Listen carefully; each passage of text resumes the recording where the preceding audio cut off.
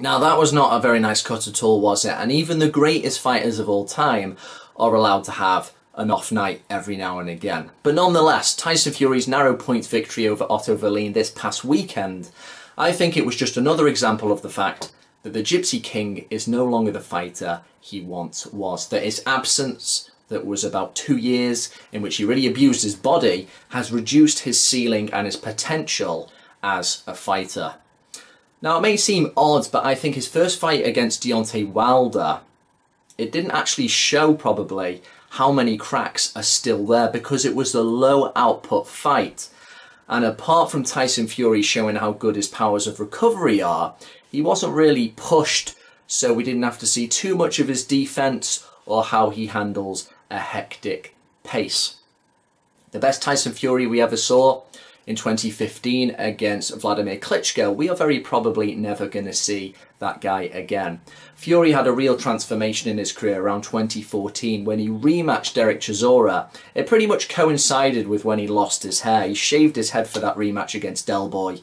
And we saw this trimmer Fury who got rid of the baby fat, stopped weighing in at like 270 something, which he had been doing earlier in his career.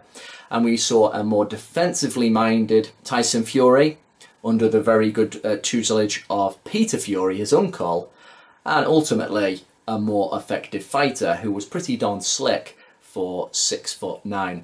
Now this modern day Fury, we see he has a bit more pronounced love handles and excess skin from the way he ballooned up in weight. What did he get to? Like over 400 pounds. He was an absolute blimp at one point. But it's not so much the excess skin as you can just see the legs are a bit heavier. And those higher level reactions, which are key at the top of sport, have slowed down a bit. There's a very good argument that the Tyson Fury of 2015 wouldn't have got dropped against Deontay Wilder. Now, some guys can have an absence. They can take time off. They can even abuse their body a little bit and get away with it, but to a degree. Anything like that, especially when you go off the rails and start doing drugs, it exacts a toll, especially in boxing. So this theory that Fury is going to be that much better against Wilder in the rematch and all he has to do now is avoid those shots, I see it a little bit the other way. It is Wilder who can really improve. He can put on more weight. He can try and compete with the jab much more.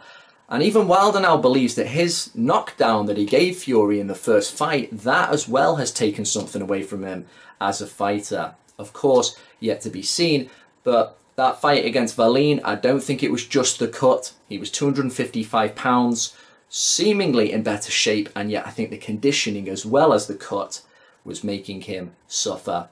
So the theory that Fury is going to be the one with the edge in this rematch, I think he's in just as much danger, if not more, as he was in the first fight.